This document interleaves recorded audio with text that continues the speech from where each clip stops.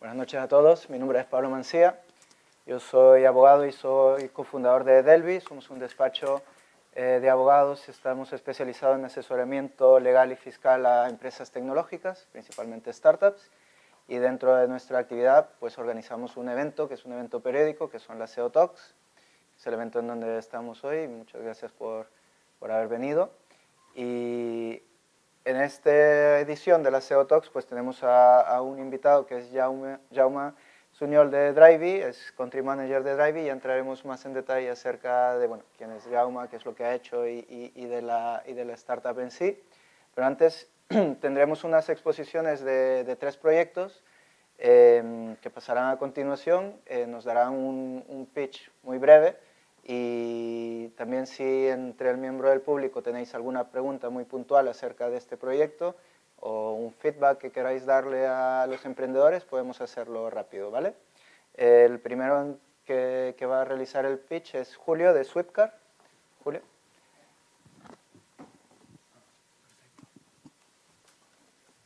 Hola. Hola, pues buenas tardes. Gracias en primer lugar por la oportunidad. Somos Swipcar con una propuesta de tu vida cambia, tu coche también. Venimos a hacerle un poco la competencia a Jaume, pero en otro sitio. Y vengo con una propuesta sencilla, tan sencilla como antigua, que es el renting de vehículos. No queremos que te cases con tu vehículo. Está comprobado que la tendencia actual es que los plazos de cambios tanto de trabajo como de, no diré de pareja, pero sí de a lo mejor de moda, ¿no? De hoy estoy aquí, mañana estoy allá, etcétera, etcétera, pues son más rápidos. ¿Por qué? Por 3 motivos me gustaría que os concienciarais de que el renting es el futuro, ¿no? En primer lugar, yo hace 4 días estaba de fiesta continuamente con mis amigos, hoy no encuentro a nadie, tienen todos hijos. Han pasado de buscar un Seat León a una Seat Ateca. Ahora quieren meter todos el carro dentro y por tanto los plazos van mucho más rápidos. En segundo lugar, el pago de una mensualidad y olvidaros de todo. No sé si vosotros os habéis visto en algún momento una situación de preguntar a un amigo sobre un tema mecánico, sobre un tema de cambio de aceite, etcétera, etcétera. Y de verdad, no sé si hay tantos expertos, pero creo que es más fácil pagar una mensualidad y olvidarse. Y en tercer lugar, un ejercicio muy, muy rápido y que yo creo que la gente de automoción sigue sin entender. Me gustaría saber cuántos de vosotros tenéis un iPhone 6 o un iPhone 7. Si podéis levantar la mano. Vale. ¿Y queréis estar 10 años más con este móvil? ¿Lo tenéis pensado? ¿Cuántos de vosotros vais a estar 10 años más? Ninguno, seguramente, ¿no? Pues en el tema del coche estáis jugando vuestras vidas, un tema de medio ambiente y un tema de estrenar los últimos avances tecnológicos. Y por eso nosotros lo que ofrecemos es un acuerdo con todos los concesionarios donde ponemos en una plataforma los vehículos para que podáis gozar del renting durante 1, 2 o 3 años pagando una mensualidad. La propuesta de valor es comprar 100% online desde casa sin moverte del sofá, a través de la tablet, entregando todos los papeleos y además estrenar un coche durante un tiempo determinado pagando una mensualidad. Para los concesionarios supone mayor rotación de stock, nuevo canal de ventas e-commerce, que lo tienen un poquito olvidado, diría, y además aumentar la rentabilidad. Nuestro modelo de negocio es un B2B como comisionistas actualmente a concesionarios y en función de si el usuario quiere que se le entregue el coche en casa, etcétera, etcétera, pues hay un pago único por servicios. El mercado de renting en España en realidad era de 155 millones, pero lo hemos cambiado a 160 porque el número era un poco raro y está en crecimiento en un 65%. La competencia, pues nos falta afinar bastante en esta diapositiva, ¿no? Sí que sabemos que hay por horas, por días, por años y nosotros pues donde queremos estar es un poco en esta tendencia de alquilar por periodos de 1 año o 2 años. ¿Quiénes somos? Pues aquí conmigo está hoy Blas, que es nuestro CMO, está haciendo acciones de marketing, validando el coste del lead, etcétera, etcétera. Pablo Pascual, que está desarrollando la web. Si entráis hoy en la web veréis una web antigua, por tanto tocará esperar un poco. Y yo que tengo algo de experiencia en automoción y creo que es el momento de jugárnosla, ir a por este mercado. Desarrollo de producto es lo que hemos hecho hasta ahora, un MVP, una landing page. Estamos validando los primeros clientes y además validando el test de operaciones. Y si esto tiene un resultado positivo, pues en breve estaremos intentando integrando todo el stock, pidiendo financiación, etcétera, etcétera. Nada más, si tenéis cualquier pregunta o cualquier tema, pues aquí tenéis mis datos y me podéis llamar. Gracias. Gracias, Julio. Vale. El siguiente que hará una presentación es Edgar de Curler. Hola, buenas tardes. Soy Edgar, soy el CEO de Curler. Vengo a hablaros de un mercado muy diferente al de los coches y es de la belleza y el bienestar a domicilio. En Curler llevamos a los mejores salones de la ciudad, a tu casa, a tu hotel, a tu oficina, donde tú quieras. Es muy fácil, simplemente filtras por el precio, por el estilo o por el location. Los servicios que ofrecemos son todo sobre la belleza y el bienestar. De hecho, el otro día me hicieron la pregunta de ¿el menú cómo lo habéis creado? Pues el menú lo crean los mismos salones. Vendemos servicios de peluquería, de maquillaje, de uñas, tratamientos para hombres, todo, cejas, pestañas, que ahora está muy de moda las pestañas, entrenamiento personal y yoga, masajes, se vende mucho para las empresas. Todo lo que os podáis imaginar, todo lo que queráis, lo podéis tener en Curler.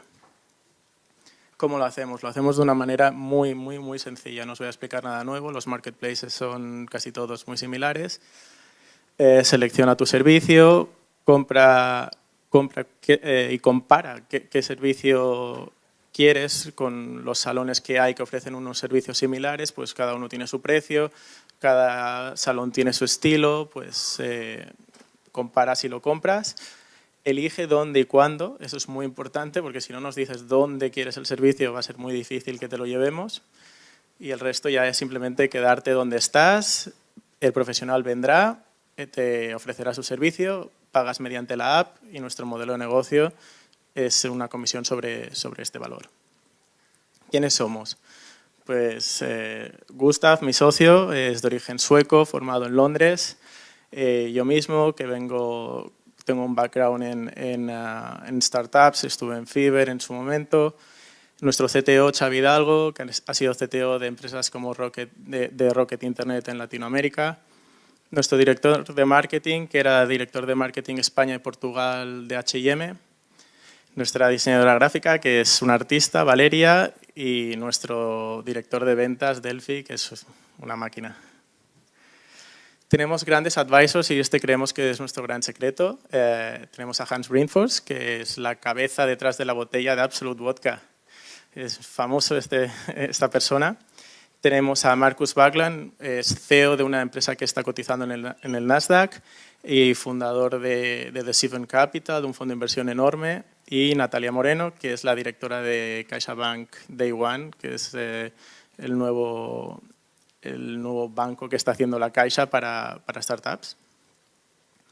Y ya está, era una presentación muy rápida. Sobre todo lo que os queremos decir es que hay 15 euros de regalo para todos los asistentes. Apuntaos bien este código, hacer la foto si queréis y para el próximo servicio tenéis todos 15 euros en cualquier servicio de belleza o bienestar.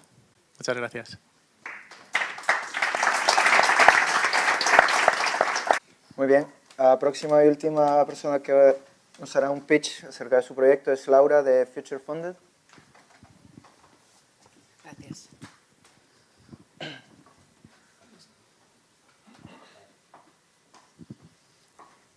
Hola a todos, mi nombre es Laura Fernández y en Future Funded tenemos solo una misión que es construir la siguiente generación de mujeres en la tecnología. ¿Vale? Entonces, ¿cómo queremos hacer esto? Lo que proponemos es revolucionar el proceso de acceso a competencias tecnológicas y la inserción al mercado laboral por parte de las mujeres en el sector tecnológico. Y os estaréis preguntando por qué mujeres en la tecnología. Esta es Cecilia Tam, es mi cofundadora y yo misma. Y cada vez que vamos a eventos como este, la mayoría de los asistentes y de los que hablan y de los que presentan son hombres. Entonces, de algún modo queremos cambiar esto, pero no solo porque nos sentamos solas en el sector, sino porque en el sector tecnológico solo un 20% son mujeres y vamos a un mundo que será cada vez más tecnológico, con lo que nos estamos ya enfrentando y cada vez más a una brecha de género bastante importante en nuestro mundo. Pero, sin embargo, las empresas que presentan una diversidad de género en sus equipos experimentan un 5,4% más de crecimiento anual. Entonces, lo que estamos proponiendo no es solo hablar de RSC y de comportamientos éticos, lo tengo aquí también, pero también estamos hablando de economía y de eficiencia. Entonces, Future Funded colaboramos con empresas en las que la tecnología es una pieza clave de su negocio. Compañías que expresan dificultades pues, para encontrar a talento femenino con competencias tecnológicas, soft skills propias del siglo XXI, tienen problemas para retener a ese talento y al mismo tiempo ponen en riesgo pues, el retorno de su inversión. Entonces, Future Funded es la primera y única plataforma de crowdfunding que provee los recursos necesarios para que las mujeres puedan adquirir competencias tecnológicas e insertarse después al sector. Lo que nos permite, por un lado, crear y tener acceso a un pool de mujeres con talento y preparadas para el sector tecnológico. Nos permite establecer un compromiso a medio y largo plazo con ellas a través de la preinversión en sus campañas y podemos formar parte del crecimiento y aprendizaje de estas mujeres. Entonces, a diferencia de empresas, de portales de empleo o empresas de recruiting, aquí nuestro pool de talento no tiene ningún límite, porque lo que hacemos es invertir en este pool de talento entonces, como invertimos en él, no tenemos límites, perdón. Entonces, parece tan sencillo, pero bueno, nuestra propuesta es simplemente crear nuevos canales de comunicación entre empresas que son transformadoras, entre mujeres que están comprometidas, la sociedad y aprendizaje del siglo XXI.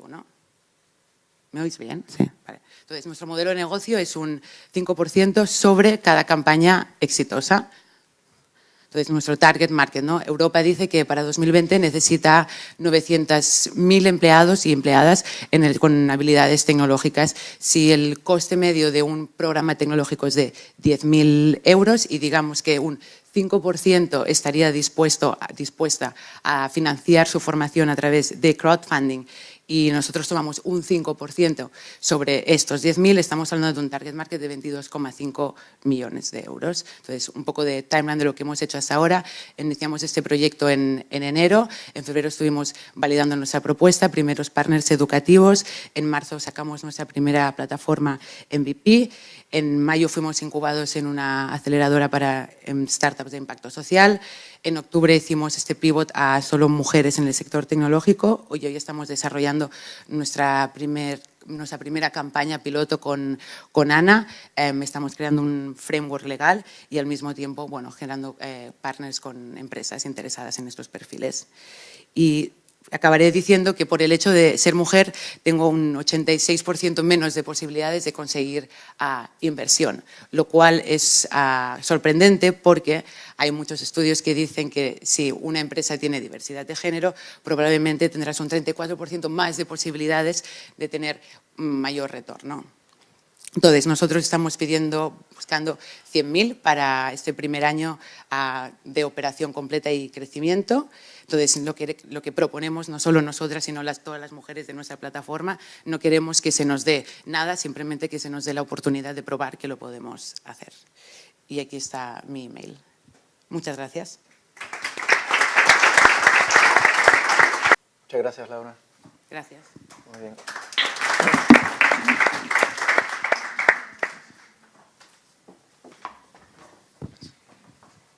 Muy bien, pues ahora entramos un poco en materia de nuestro invitado de esta noche.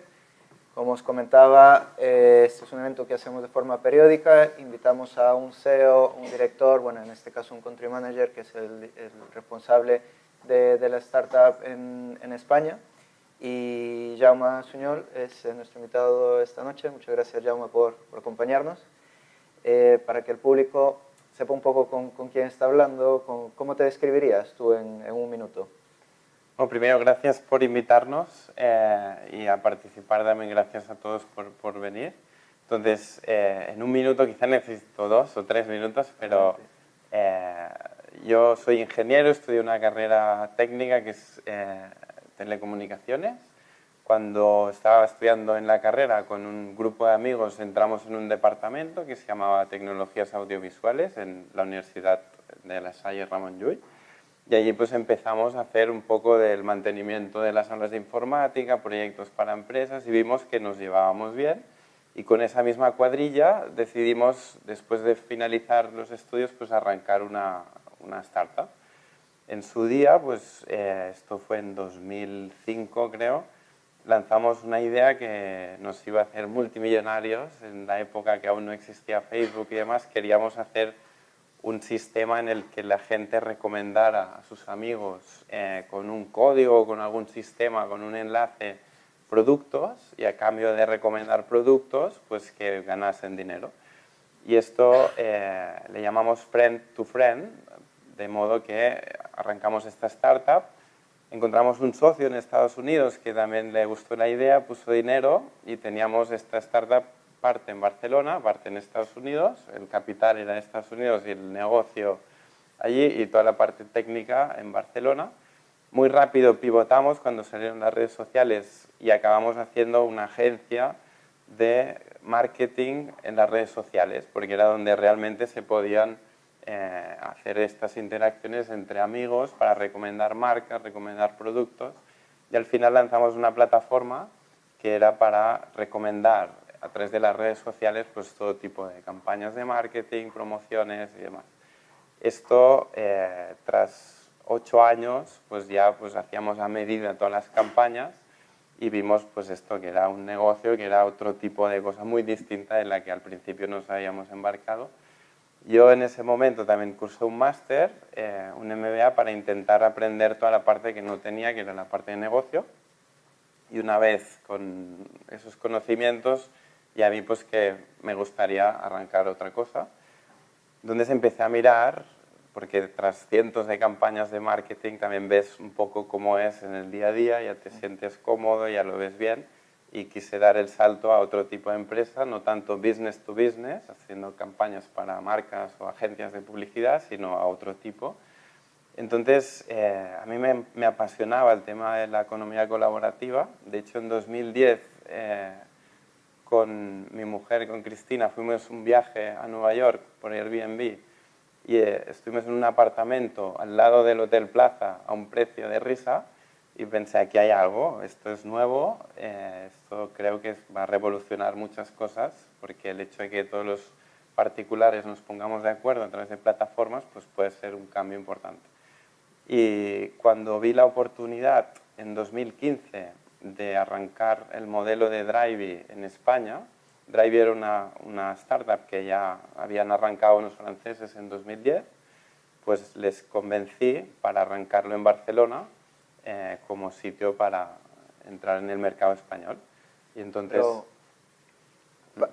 Retrocediendo un poco, tú conoces Drivey antes que ellos te contacten, es decir, estabas en este proyecto, te interesa la economía colaborativa y de alguna forma tú dices, oye, esto es algo que hay que traer a España. Sí, de hecho, cuando me interesé por la economía colaborativa, viendo un poco los distintos players que había, uno de los que me llamó la atención era este player francés, que era Drivey, que hacían, básicamente compartían coches entre particulares con una plataforma, y vi que también pues, lo hacían muy bien, eran los que lo hacían mejor de Europa. Cuando vi que publicaban una oferta para lanzar en España el modelo, pues rápidamente me inscribí, igual que yo, muchísima más gente, y tras una serie de entrevistas y demás, pues sí que ya me cogieron. ¿Y tu proyecto anterior, es decir, sigue ahora vigente? Sí, de hecho, Friend to Friend, que también nos vamos viendo y demás, ahora lo ha comprado Telescope, porque la plataforma que teníamos, que íbamos haciendo, que era el software as a service, que queríamos que fuera muy escalable, al final no funcionó, pero lo que sí que funcionó bastante bien era esta parte de agencia, de hacer proyectos a medida. Y a raíz de hacer muchísimos proyectos en Europa y en Estados Unidos, otra empresa más grande que se llama Telescope compró Friend to Friend. Y de ahí pues los mismos que estaban en Friend to Friend siguen haciendo las campañas, pero a través de Telescope. Y para que todo el mundo, bueno, si alguien no conoce Drivey actualmente, ¿nos puedes decir un poco una historia de sus orígenes en Francia y a qué se dedican? Sí, muy rápido, el fundador de Drivey, Paulin de Menton, en 2010, en Marsella, en su calle donde vivía, veía que había 3 familias que compartían el coche, un solo coche para las 3 familias con una hoja de Excel.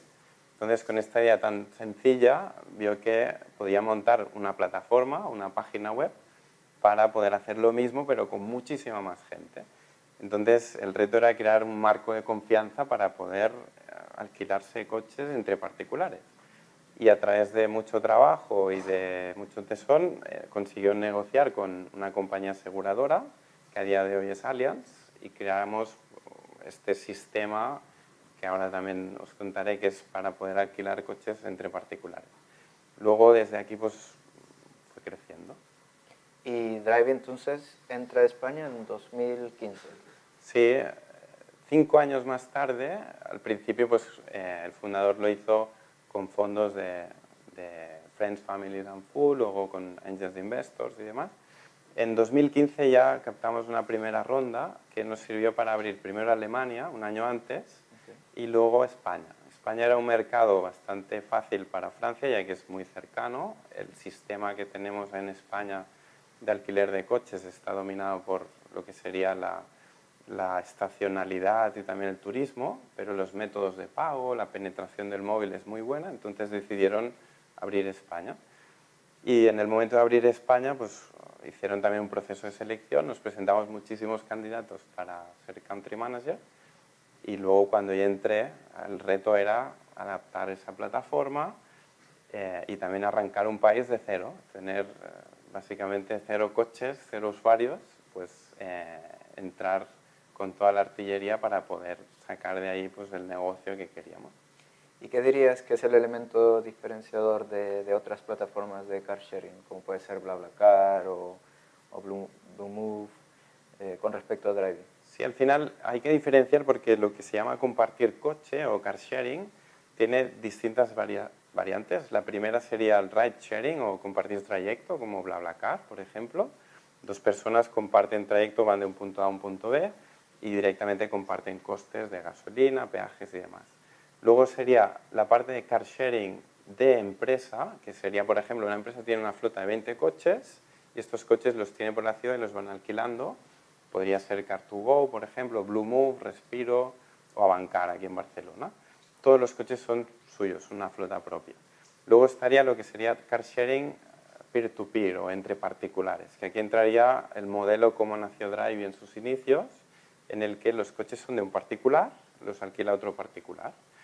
Y últimamente en Drive también estamos en un modelo mixto en el que tenemos particulares, pero también tenemos emprendedores que han montado una SL para tener su flota dentro de Drive, igual que autónomos, o también empresas que son rentacars, que luego lo que buscan es entender cómo funciona este sistema, de apertura por el móvil y demás, para poder también entrar en este modelo. Y entonces, ¿cómo funciona? Hay diferentes tipos de usuarios, los que alquilan y los que tienen un carro, pero también pueden, bueno, tienen un coche y lo pueden alquilar, pero pueden ser la misma persona, ¿no? Exacto. Hay 2 modelos o 2 usuarios. En una plataforma como la nuestra estaría el usuario particular, que sería un propietario que inscribe su coche en la plataforma, es el coche que él tiene con su seguro anual y demás, pues lo inscribe. Y durante los alquileres nosotros le facilitamos un seguro por días y le pagamos un dinero que viene de otro tipo de usuario, que sería el usuario particular que quiere un coche, necesita un coche, le llamamos el conductor o viajero. Entonces lo que hacemos en esta plataforma es poner de acuerdo conductores con propietarios de coche. Luego ya entraríamos en otro tema, que es el tema de los profesionales, que también, como comentaba antes, ahora hay flotas de coches de profesionales o incluso rentacars pequeñas que quieren hacer la prueba del modelo car sharing y nosotros les facilitamos las herramientas para acceder a un público que es bastante joven, que son mayoritariamente millennials con su teléfono móvil y que les gusta mucho más esta experiencia que no lo que sería el alquiler tradicional. Y a nivel de precios, ¿quién fija el precio? Es decir, ¿alguien puede poner su coche ahí por 200 euros un día o tiene que ser acorde al tipo de coche? ¿Cómo va? Sí, al final, al ser un marketplace, la oferta y la demanda simplemente es libre, pueden poner el precio que quieren. Los propietarios que inscriben su coche les hacemos una recomendación, pero ellos pueden fijar el precio que quieran.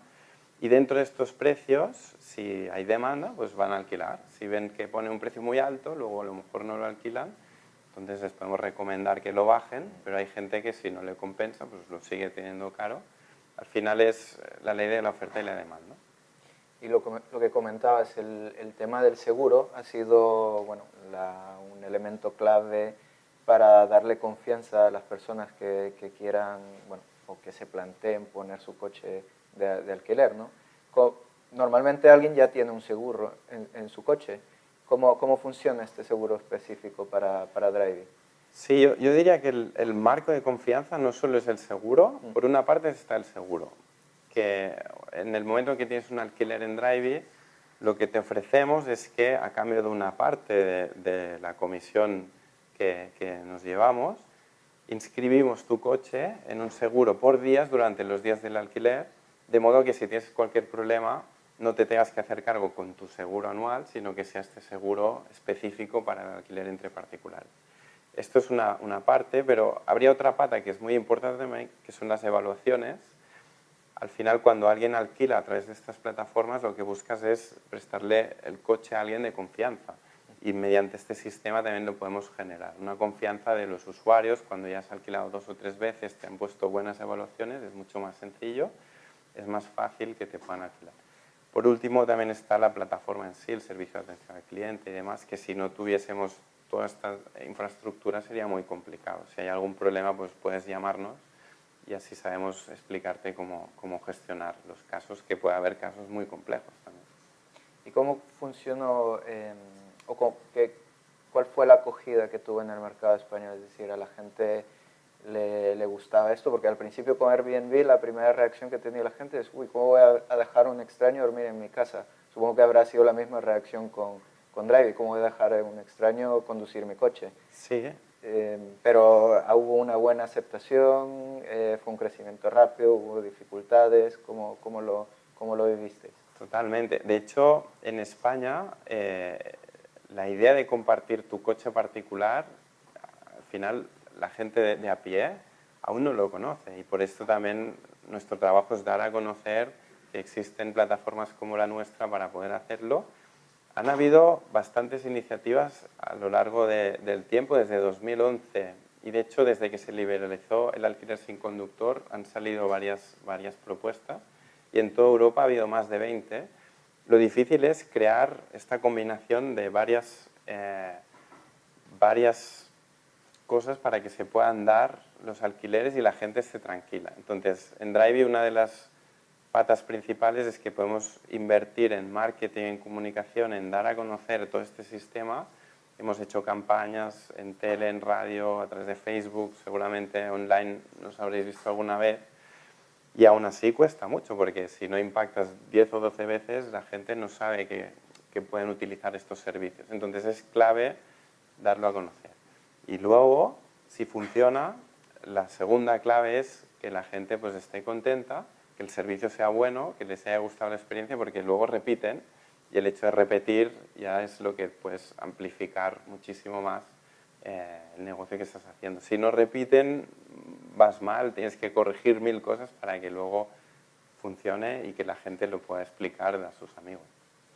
¿Y cuál es vuestro target? Porque leía en una entrevista que te hacían en un medio electrónico que la gente acostumbra a asociar el alquiler de coches con las vacaciones, ¿no? Con el turismo, pero no necesariamente tiene que ser así. ¿Cómo lo veis en Drivey?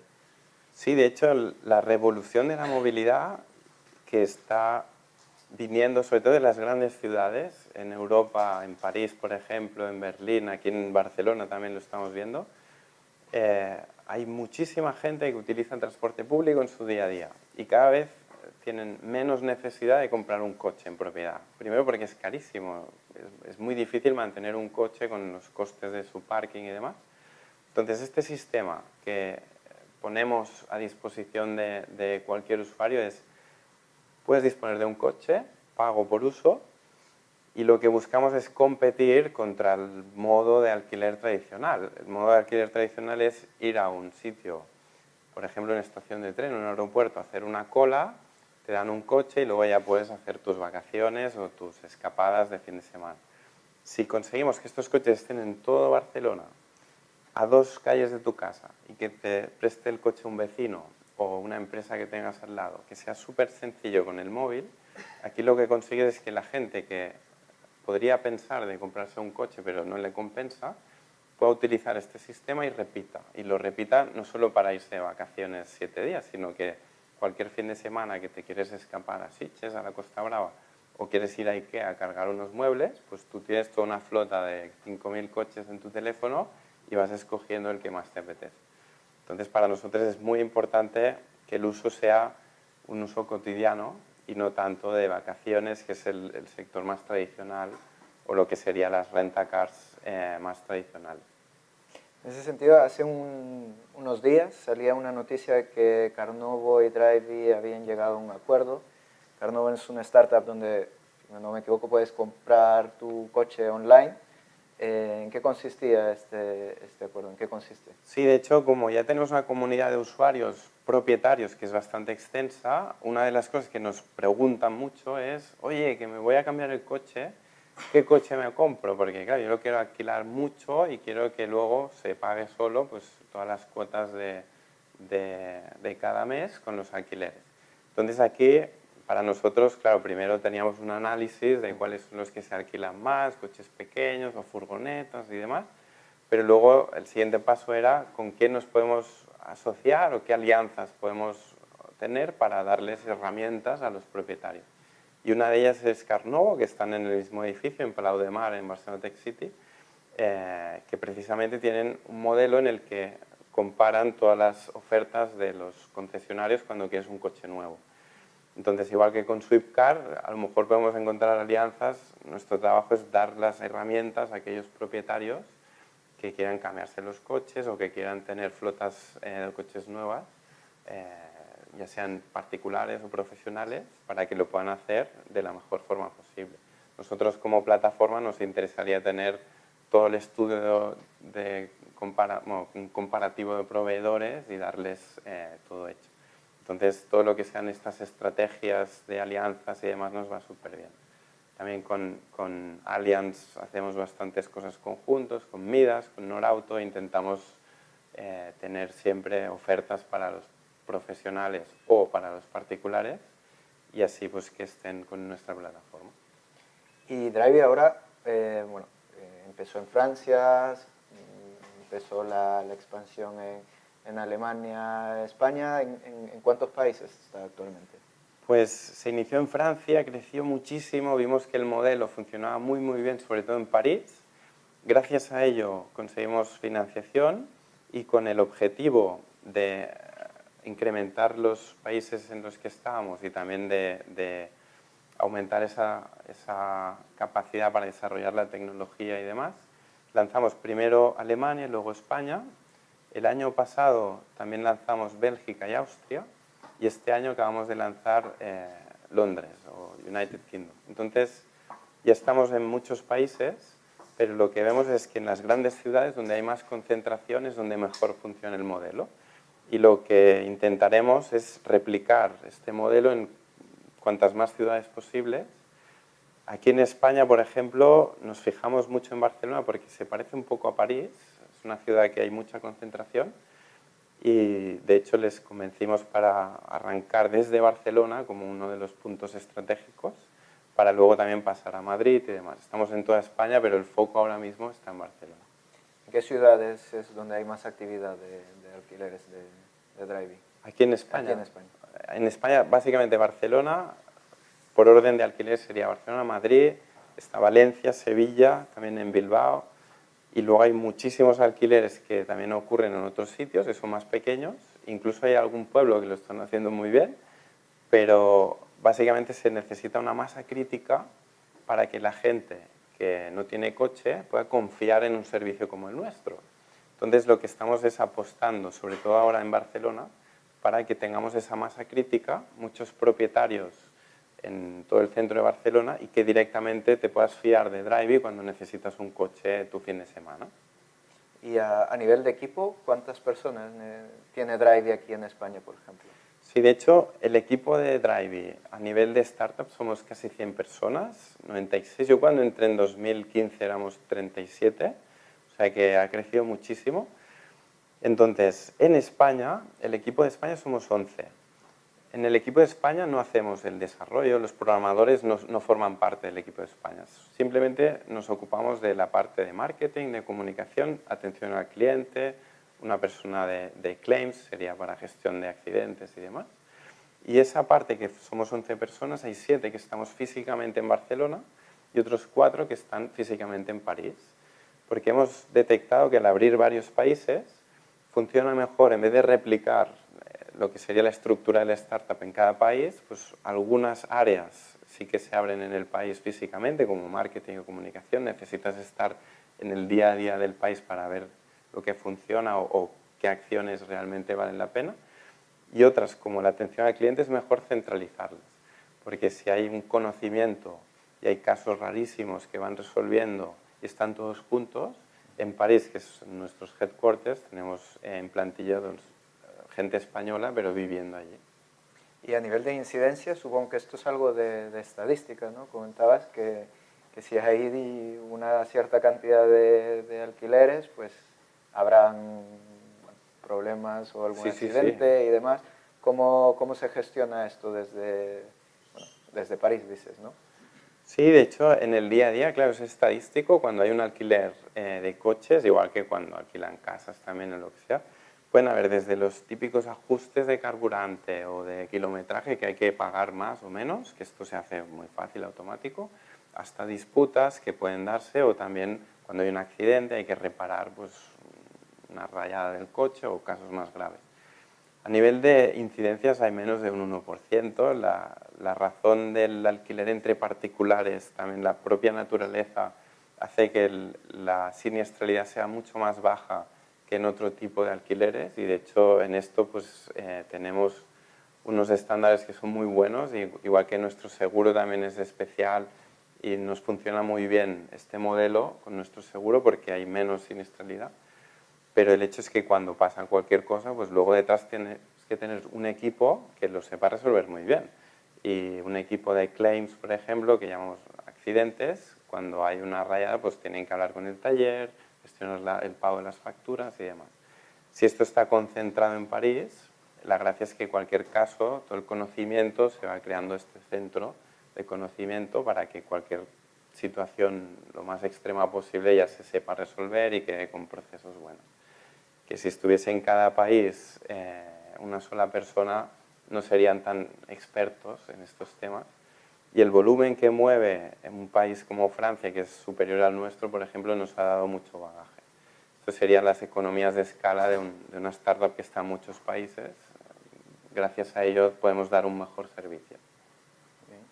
Y en 2015, cuando empieza Drivey aquí en España, ¿qué tipo de retos se os planteaba con el tema de economía colaborativa a nivel de normativa en España? ¿Esto fue fácil implementar? ¿Hubieron algunos escollos que había que resolver?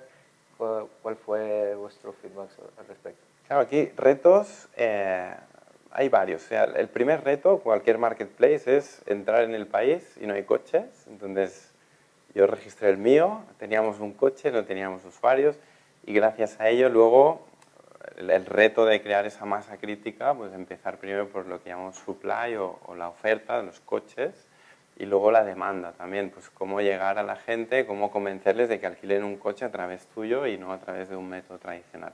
Esto sería quizá el reto mayor. El otro reto, que es el reto también más del marco regulatorio, al entrar en cualquier país, lo que tienes que hacer seguro es hacer un pequeño estudio, no solo de la competencia, sino también del tema legal. O sea, ¿es legal alquilar un coche entre dos personas particulares en España? Y tuvimos que mirar no solo a nivel de la ley de ordenación del transporte terrestre, sino a nivel fiscal, a nivel laboral, cuáles serían nuestras barreras y cuál sería pues, nuestra posición en cada uno de ellos. España, sí que hay que decir que hay algunas partes que estamos muy bien, pero otras que vamos a la cola de Europa a nivel regulatorio. Por ejemplo, el alquiler de coches sin conductor se liberalizó en 2009 y esto permite que cualquier persona física, cualquier particular, pueda alquilar su coche y no tengan que tener una licencia, que lo que sería un alquiler de un piso turístico sí que existen licencias, o cuando alguien quiere hacer de taxista sí que se tiene que sacar una licencia. Alquilar tu coche no necesitas ninguna licencia. Pero hay otro tema, que es el tema fiscal, y es que un particular en España tiene que pagar el IVA por cualquier alquiler que haga, aunque sea de €1 solo. No hay un límite mínimo a partir del cual no se paga, como en otros países. Y luego a nivel laboral, que también en teoría la parte de autónomos, hay jurisprudencia que si no llegas al salario mínimo interprofesional no tienes que ser autónomo, pero es jurisprudencia, no es una normativa. Y esto hay otros países, y de hecho la Comisión Europea hizo un estudio con recomendaciones que ya lo han puesto con un cierto umbral. Si tú como ciudadano, aparte de consumir, también produces, hay un cierto umbral a partir del cual sí que pagas impuestos, pero hasta este umbral no se pagan impuestos. Y este umbral lo definen normalmente con la habitualidad o con compartir gastos.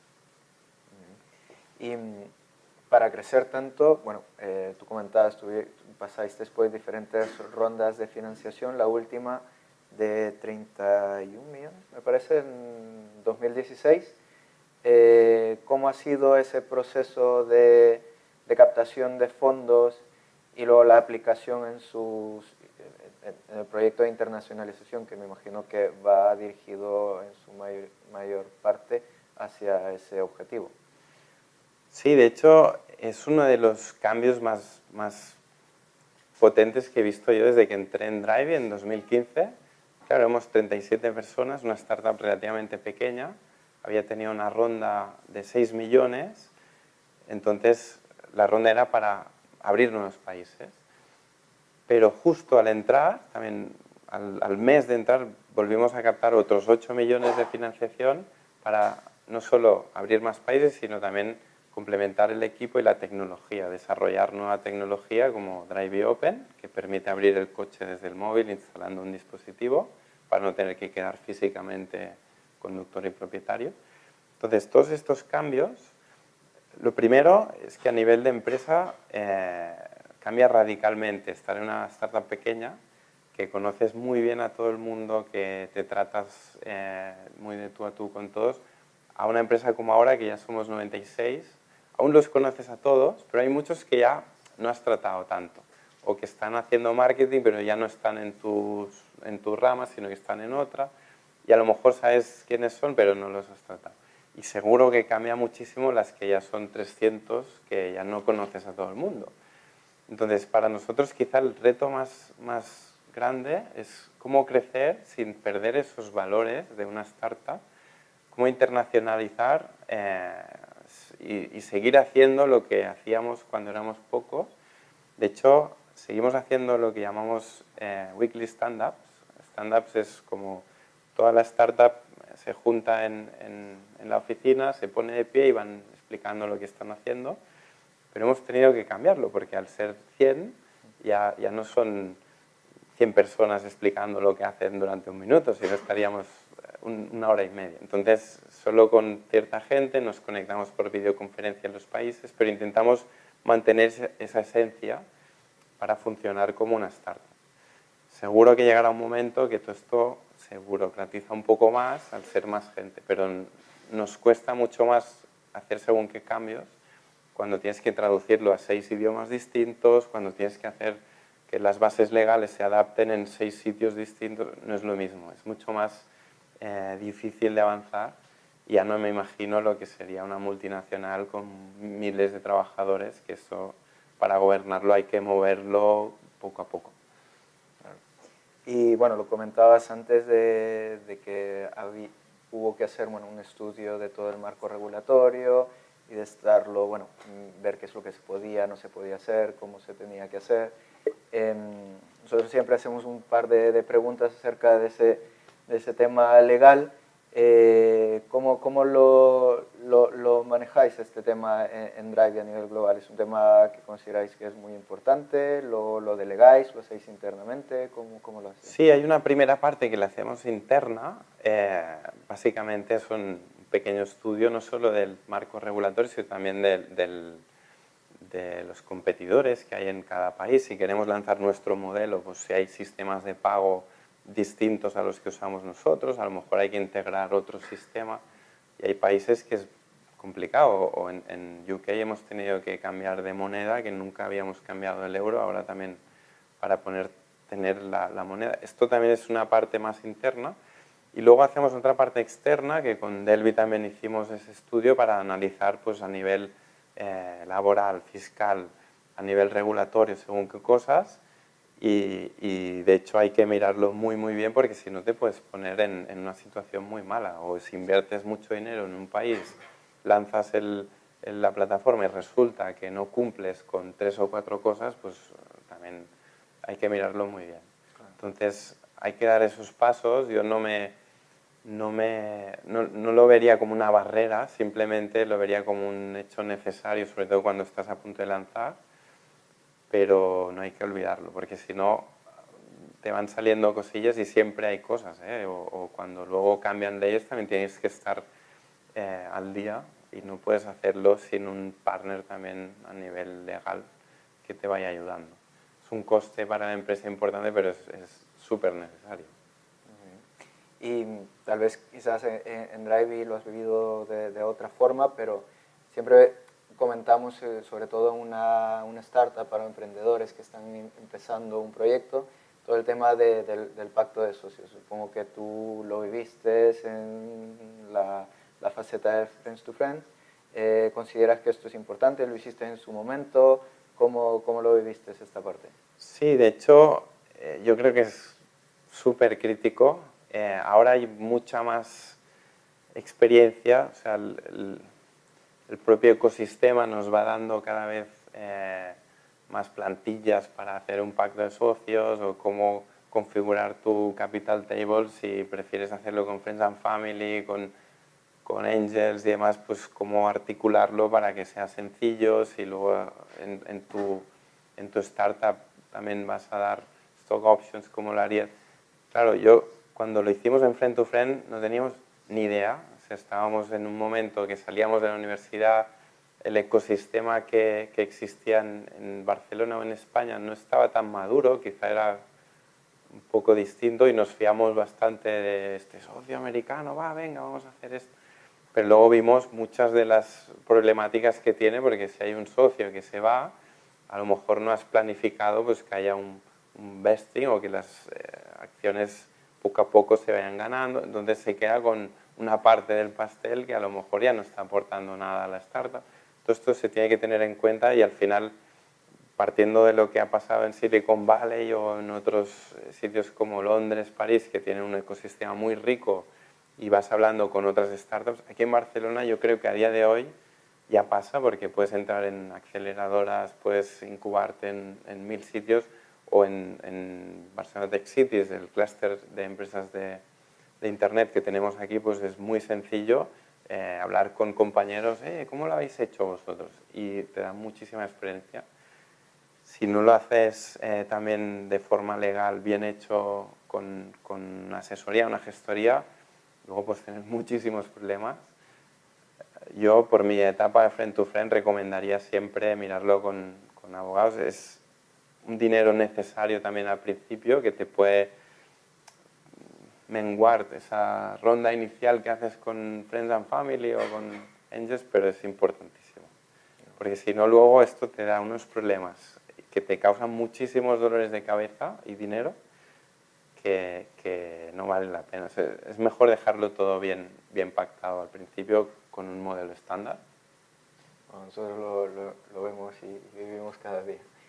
Y mencionabas el ecosistema aquí en Barcelona, es decir, bueno, en los últimos años hubieron más aceleradoras, incubadoras. ¿Consideras que eso es positivo, que trae, bueno, aporta a la comunidad, al ecosistema, o cómo ves este tipo de iniciativas? Yo creo que es importantísimo no solo que exista, sino que participemos todas las startups de este ecosistema, porque al final nos damos valor a nosotros mismos. No es lo mismo estar en una oficina que estás con tu interfono, tus mesitas separadas, incluso a veces con las mismas 6 personas siempre, que estar en un sitio distinto donde haya muchas más startups, que te cruces con alguien, que comentes, que leas la prensa y le expliques, mira, pues estos han salido, los otros, y que te inspires.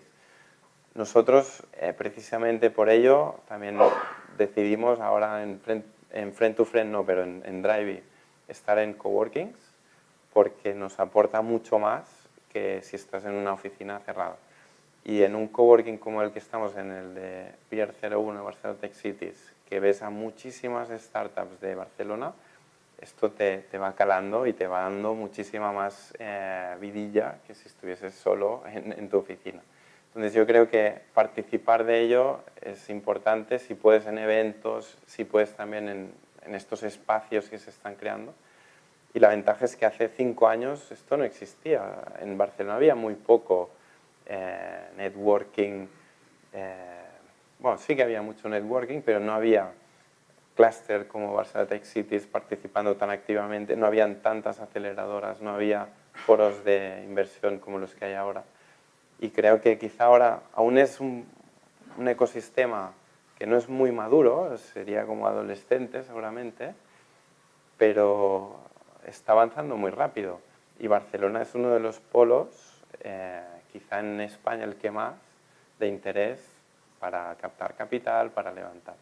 Pero tenemos que tener claro que los exits que han habido en España, las empresas que han luego vendido a otras empresas mayores o que han realmente conseguido que los fondos de inversión les devolvieran ese capital multiplicado por cifras astronómicas, no han sido tantos, se pueden contar con los dedos de una mano. Entonces, aún es un ecosistema que es frágil y lo tenemos que cuidar todos, mimar y participar todos. ¿Y qué recomendaciones o qué consejos le darías a un emprendedor que esté empezando con su proyecto? Yo creo que el más importante es el equipo, tener un buen equipo. Si te lanzas a emprender, es una aventura que no sabes cómo acabará, que vas a tener muchísimos días malos, días buenos, es una montaña rusa. Entonces, estar con la mayor, estar con el mejor equipo posible, que te sientas muy cómodo, ser muy sincero. La actitud es clave, el mercado es clave, bueno, ya toda la teoría que hay al lanzar una startup, pues hay muchísimos puntos importantísimos, pero para mí el equipo es fundamental. Sería lo que más énfasis le daría. Muy bien. ¿Y qué nuevos retos o qué objetivos os planteáis en Drivey a corto, mediano, largo plazo? A largo plazo lo que sabemos es que el sector del transporte y la movilidad está cambiando muchísimo. Los expertos vaticinan que el coche del futuro será este coche autónomo, eléctrico, conectado y compartido, y queremos ser muy fuertes en el tema del coche compartido. Entonces, hasta que lleguemos a este día que los coches serán robots, que vendrá el robot y te llevarán un transporte autónomo, lo que queremos es que se puedan compartir los coches de la mejor forma posible, ser el referente en Europa de compartir coches, no solo entre particulares, sino también cualquier tipo de coche, y crear esa masa crítica para que sea posible. En Europa, por ejemplo, hay varias ciudades en las que ya tenemos una buena masa crítica. Nos queda muchísimo por hacer, lo que queremos es llegar a todos los sitios del mundo que podamos usar Drivey para tener un coche cuando lo necesites a 2 calles de casa, ya sea con un vecino o con una rentacar aquí al lado, pero que sea muy fácil. Muy bien. Pues si os parece, podemos abrir un turno de preguntas para Jaume. Sí, bueno, vamos. ¿Sí? ¿Tenéis?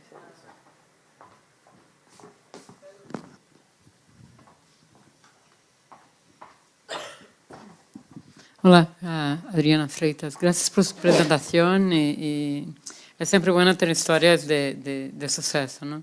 Quería hacer 2 preguntas, ¿no? Una un poco linkada con lo que tú acabas de decir, que el futuro es del coche compartido, pero a la vez, si nada sin coche, ¿cómo compartirlo?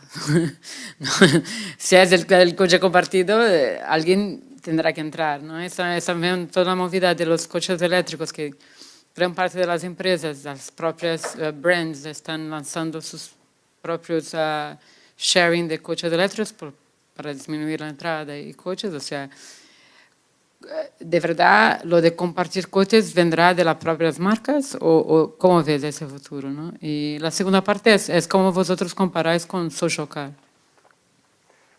Pues empiezo por la segunda. Social Car es una empresa que también nació en 2010, pero aquí en España, y hacen básicamente lo mismo que hacía Drive al principio, que es compartir coches igual que nosotros. Somos competidores, pero somos aliados también, porque aparte que nos llevamos bastante bien con ellos, pero somos aliados porque lo que queremos es dar a conocer que existe este sistema para poder alquilar tu propio coche y demás. Entonces, aparte de intentar romper el hielo de bastantes temas o marco regulatorio y contar nuestra visión, somos aliados, sí que luego somos competidores. Tenemos algunas diferencias a nivel de tecnología, de las apps o de Drive Open, por ejemplo, que se abren los coches con el móvil, pero estamos en la misma línea. La primera pregunta, el futuro de los coches también. Algunos de los expertos lo que decían es que el coche en propiedad cada vez será menos representativo, que al final pasará a ser la excepción y no la norma. Ahora es la norma. Si alguien mira las ventas de coches, la mayoría de ventas de coches son de particulares, y luego hay una proporción que ha ido creciendo cada vez más, que eran las alquiladoras o las empresas. Llegará un punto que seguramente la mayoría de coches serán de flotas, serán de empresas que a lo mejor son los propios fabricantes, a lo mejor son empresas que gestionarán estas flotas. Es que claro, los coches al final serán casi robots que competirán para hacer taxis, un coche particular con un coche de flotas profesionales. Si es un coche autónomo, lo puedes mandar durante las 8 horas que trabajas a hacer de taxi. Técnicamente sería posible. Entonces el futuro seguramente pasará por cada vez más flotas de profesionales, pero para ello quedan a lo mejor 20 años. Entonces ahí queremos ir jugando y seguramente se acabarán fusionando muchas de estas plataformas y tecnologías para llegar al día que todo venga autónomo y eléctrico. Teníamos una ahí. Bueno, buenas. Gracias por compartir la experiencia con nosotros. Tengo 3 preguntas. La primera es sobre el marketplace en sí. Has dicho que cuando entrasteis no teníais ninguna oferta, ¿no? Ningún coche publicado en el marketplace. Supongo que las primeras campañas de marketing van enfocadas a conseguir proveedores o supplies, creo que lo has llamado. ¿En qué momento hacéis el switch para empezar a conseguir clientes? Si es paralelo o necesitáis conseguir un número mínimo de suppliers para satisfacer la oferta que preveíais, la demanda que preveíais, perdona. La segunda pregunta es relacionada con el tema fiscal, entonces no sé quién me la podrá responder. Hace unos días decían que las ventas de segunda mano deberían estar sujetas al impuesto de transmisión patrimoniales, que es el 4%, a lo que os beneficiaría, porque has dicho que de momento se grava con el 21%. En ese sentido también, ¿cómo os ocupáis de que vuestros suppliers paguen sus impuestos debidamente? Y la última es respecto al pacto de socios. Si tú empiezas con un socio que está muy puesto en tu empresa, contigo y demás, pero consigue una oferta de trabajo muy buena y se va a trabajar para otra empresa y deja de trabajar en la startup que se había iniciado, ¿crees que es factible que pueda seguir siendo socio y aportando de algún modo u otro? O lo mejor es decir, oye, mira, hasta aquí hemos llegado, mejor dedícate a lo tuyo y yo qué sé, y ya está. Tú. Gracias. Yo, a ver, desde mi experiencia, que tampoco es muy extensa, pero sí que desde mi visión de friend to friend, que fuimos 4 socios, uno luego se fue al cabo de unos años y demás, lo que sí que recomendaría, si hay alguien que se va, que ya no tenga este papel activo, sería un advisor, no pasa nada. Si alguien se quiere ir, al revés, es mejor no tener a alguien descontento, sino que esté todo el mundo en su posición perfecta. Pero entonces sí que creo que habría que hacer una diferenciación importante, porque ser socio y solo venir 2 horas o 3 a la semana no tiene nada que ver con estar el día a día o sufrir por cobrar la nómina y demás. Entonces, esa tercera pregunta, no sé si Pablo, que también ha visto muchísimos casos y tiene más experiencia, añadirías algo más. Bueno, sobre la última pregunta que has hecho, te diría que esto lo tendrías que haber previsto en un pacto de socios antes de que sucediera. Y si eso estaba previsto, pues habrán las consecuencias que eso implicaba. A partir de ahí, como se han firmado el pacto de socios, de acuerdo todos los socios, pues se puede modificar o llegar a algún tipo de acuerdo en el que todos os sintáis cómodos. Pero claro, si tenéis ese problema ahora mismo porque no se había previsto y no se habían dicho cuáles van a ser las consecuencias, pues aquí es lo que te decía, sentarse y hablar de cuál es la mejor forma de buscar la salida, lo cual no es lo más recomendable. Lo recomendable es que estuviera claro desde un inicio, habiendo firmado un pacto de socios. Sí, bueno, en realidad en este sentido es más bien de cara a firmar un pacto de socios, si es mejor preverlo en el sentido de que sigan siendo parte de los advisors o no, o que se rompa la relación profesional del todo. Yo diría del todo, pero con matices como en todas las cosas. Si alguien no va a estar en el proyecto y no aporta nada, pues no tiene por qué ser socio. Con matices. Yo luego, respondiendo a la primera pregunta, la pregunta clave, el huevo o la gallina en cualquier marketplace, en nuestro caso yo te puedo contar cómo lo hicimos, porque el hecho de lanzar España, al principio fueron unos meses de traducir toda la plataforma y tal, pero cuando ya teníamos el producto, el lanzamiento lo hicimos por fases. Una primera fase era una versión beta, en la que antes de poder realizar alquileres, solo podías inscribir coches. Entonces, la parte de supply registrábamos, nos pusimos unas fechas y no lo hicimos tanto contabilizando, sino cuando llegue esta fecha, pase lo que pase, vamos a permitir los alquileres. Esa fecha vino condicionada también por el seguro, cuando entraba en vigor en España y demás. Pero durante un tiempo estuvimos enfocándonos a captar lo que serían propietarios de coche, registrándolos, explicándoles que tal día ya empezarían los alquileres. Y el día que se abrió la plataforma, entonces hay que compensar, hay que equilibrar, cuesta dinero, primero la adquisición de los propietarios de coche para que registren sus vehículos y luego cuesta dinero mandar tráfico para que haya gente, los primeros locos o los early adopters, que les alquilen el coche y ver un poco cómo funciona. Entonces esto lo que intentamos fue controlarlo y por ello solo lo lanzamos en Barcelona. Hicimos lo que era una beta en Barcelona. Y en estos entornos más controlados es donde realmente puedes analizarlo bien. No puedes hacer tampoco muchas estadísticas porque hay pocas métricas y hay mucho ruido y poca tendencia, pero que es importante al principio controlarlo un poco y luego ya al cabo de unos meses lanzamos Madrid y el resto de España. Pero es importantísimo hacer esta especie de equilibrio entre oferta y demanda en un marketplace. Luego la segunda, que era el tema fiscal. A nivel fiscal, en Drivey no se aplicaría lo que explicaban de Wallapop. Esto es un tema de compra-venta de productos usados.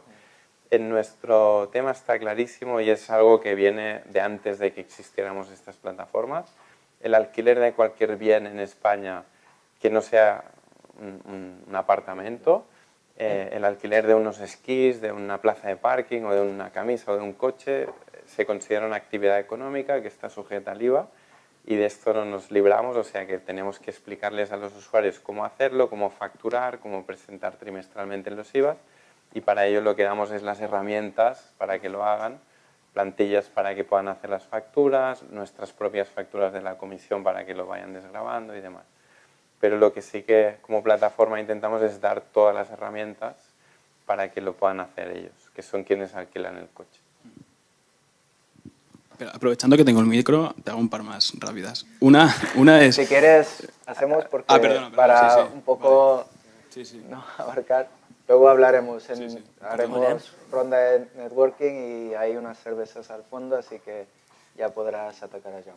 Ahora tengo yo el micro, así que... bueno, Primera pregunta, o sea, dos preguntas rapidísimo. ¿Cuánto aproximadamente gastaste en una etapa de lanzamiento para meter, pero aproximado, nada de, para tener una idea? Y después, tema, si podrías hablar un poco de ciberseguridad para tu plataforma, porque también es como están poniendo, si yo tengo acceso a una tarjeta de crédito falsa, puedo robar un auto. Y después, ¿cuándo llegaría Drivey a Latinoamérica o Argentina, particularmente? Vale, pues empiezo por la cybersecurity. En Drivey uno de los pilares es la tecnología. También con el tiempo hemos ido refinando el proceso. Hay algo que nos costó un poco y es tener un modelo que fuera difícil de robar un coche, porque si lo hacen entre particulares es típico que va uno con un papel, mira, yo es que he perdido el carnet y tal. Entonces, para evitar este tipo de fraude, la tecnología es clave. Uno de los puntos es el pago con tarjeta. Intentamos verificar la identidad siempre del que paga, y para ello hay unos mecanismos. En España se llama Test de Secure. Cuando pagas con tarjeta, muchas veces ves que la web te redirige a tu banco y tu banco te pide o la tarjeta de coordenadas o un SMS con el móvil. Esto se puede activar, cualquier e-commerce lo puedes activar. Es un filtro, pero te garantiza que los usuarios, cuando hayan pagado, son realmente ellos. No es alguien que haya robado una tarjeta, sino que la persona que tiene la tarjeta es la propietaria. Y esto ya era uno de los filtros, además de muchas otras cosas que hacemos de verificación, o cuando alquilas un coche con Drivey Open, pues estás conectado con GPS y demás.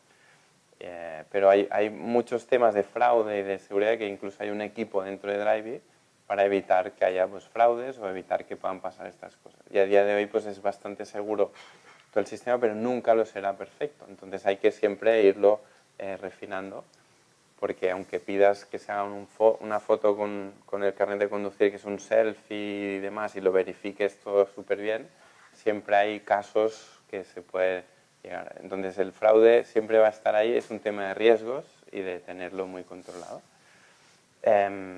Perdona, la primera pregunta que... La primera pregunta era ¿cuánto se gastó en el lanzamiento entre marketing, prensa y...? Aquí yo lo que diría es que se puede aprovechar muy bien canales que son gratuitos. Por ejemplo, el hecho de lanzar un tema nuevo que no exista.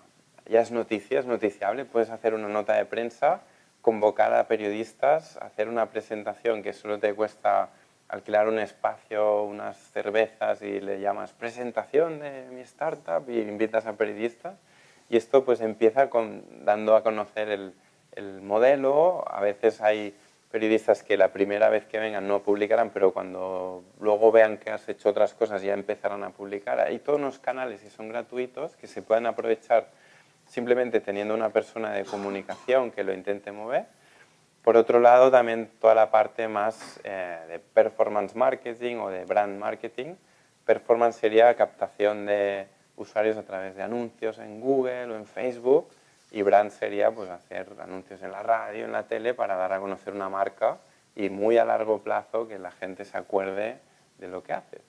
Entonces, creo que en España la masa crítica que empezamos a ver que funcionó fue cuando nos gastamos unos 40.000 euros en Facebook y Google, que fue antes de Semana Santa del 2016, para captar propietarios. Esto fue quizá el detonante para ver que empezaba pues, a haber muchísimos alquileres.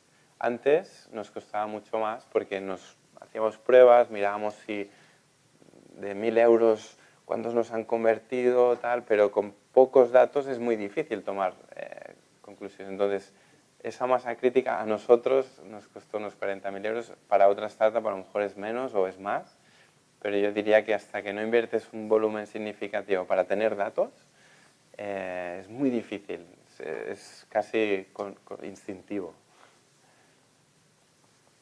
La tercera era cuando llegas a Argentina.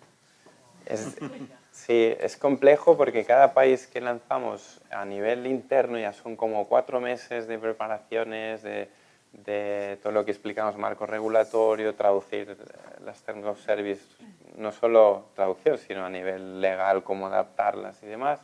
Y luego la parte de producto, que es quizá la más difícil, adaptar la verificación de permisos de conducir, adaptar un montón de cosas. Entonces, ahora lo que estamos haciendo es crecer un poco más de proximidad, queremos ser fuertes en Europa, somos el líder desde hace unos años, pero hasta que veamos quizá la oportunidad en otro continente, pasarán unos años más. Sí que luego nos encantaría estar en el máximo número de países, pero también hay que tener muy en cuenta que el dinero que tienes lo tienes que invertir súper bien, ser efectivo, y no se trata de abrir 1000 oficinas, porque si no duras un año y ya tienes que ir cerrando todas.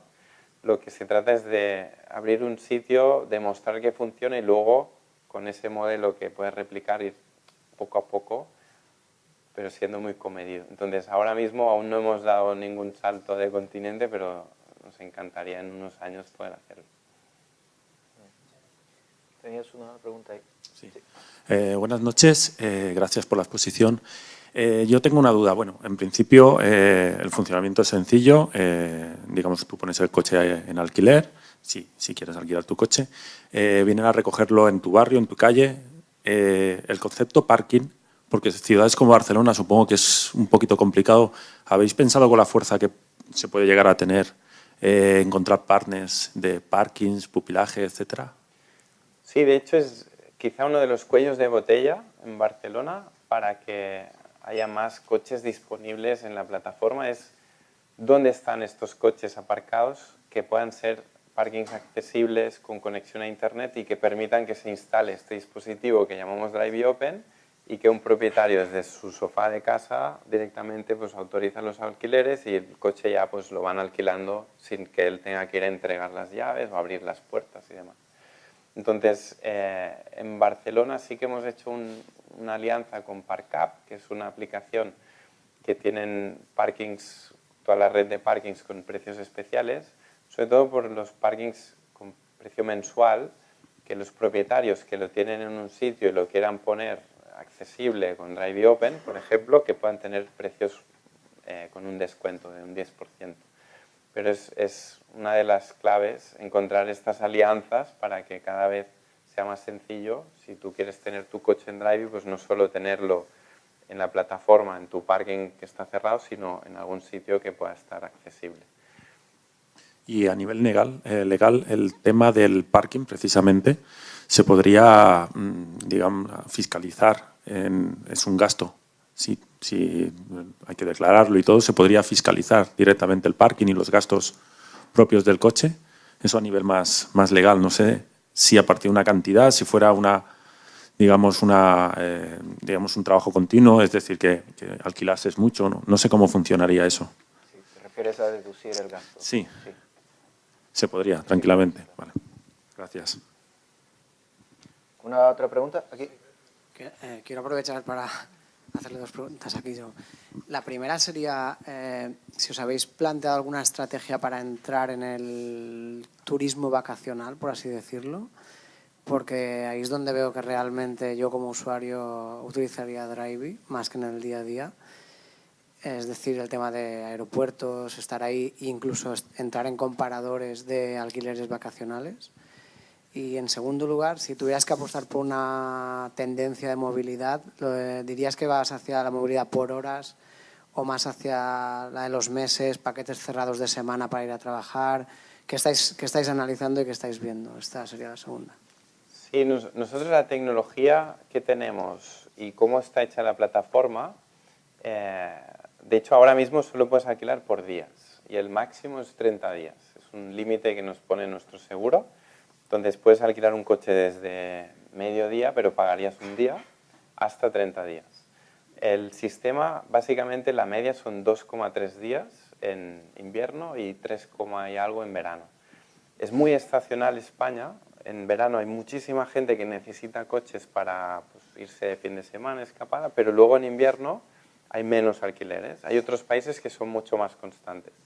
Entonces, en las grandes ciudades sí que nos interesaría, o la idea es que la gente utilice el coche lo mínimo posible para recados o lo que sea, porque irán con transporte público, pero cuando necesitan realmente un coche fuera de la ciudad, aquí sí que podríamos entrar nosotros. Entonces, estas escapadas de la ciudad o ir a un polígono para una reunión o ir a Ikea a unas compras o escaparte para ir a la Costa Brava, por ejemplo, es donde entramos nosotros.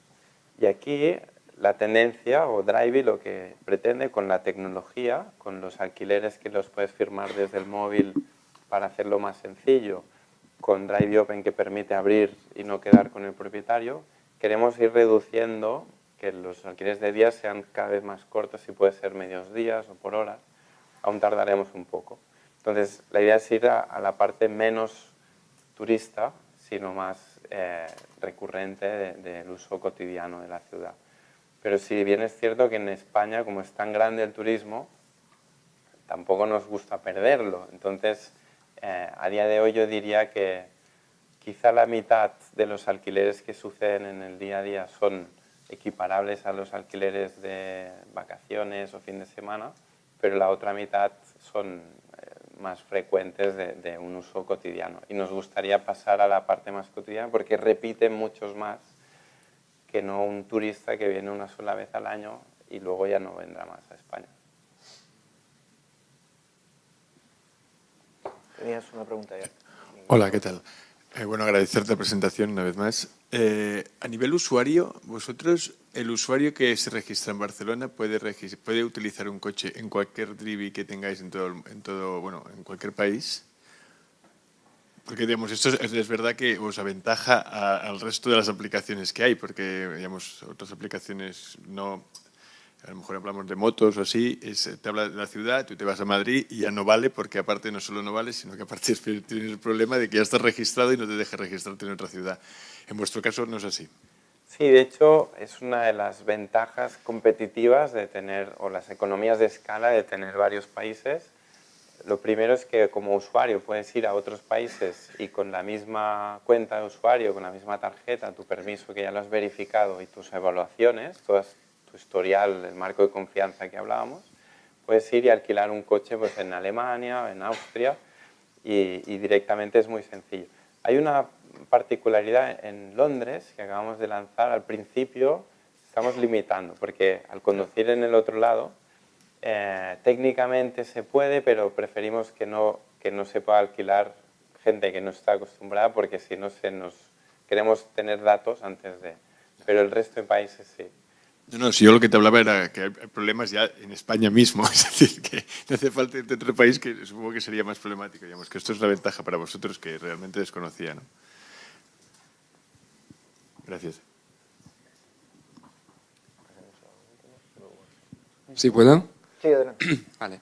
Una pregunta a nivel de usuario. En general, ¿cuál es la ventaja de alquilar un coche para, por ejemplo, 4 o 5 días para irse fuera de vacaciones con Drivey y no con otra compañía de alquiler de coches? Porque ahora he visto que las compañías en general han bajado mucho los precios y yo antes alquilaba con Social Car y ya vi que más o menos estamos al mismo precio y ahí la ventaja es que son coches nuevos en general y bueno.